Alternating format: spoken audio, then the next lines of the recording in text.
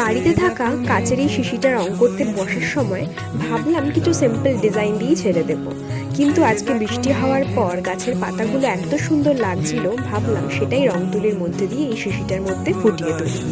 গাছের পাতা যখন আমরা দেখি তখন ভেতরের দিকের পাতাগুলো কিন্তু অনেক ডার্ক লাগে, আর বাইরের দিকে মানে সামনের দিকের পাতাগুলো অনেক বেশি সবুজ লাগে।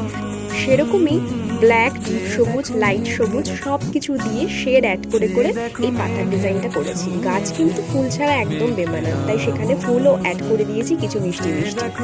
কালারের মধ্যে যত তুমি শেড অ্যাড করবে তত কিন্তু সেটা দেখতে অনেক বেশি সুন্দর লাগে। তো ব্যাকগ্রাউন্ডটা হোয়াইট একদম ভালো লাগছিল না, সেই জন্য হালকা স্কাই কালার দিয়ে জিনিসটা করেছি। তোমরা কিন্তু অবশ্যই দেখে জানিও আমার এই কাজটা কেমন হয়েছে, আর ভালো লাগলে অবশ্যই একটা লাইক করে দিও, আর সাবস্ক্রাইব করতে একদমই ভুলো না আমার চ্যানেলটাকে।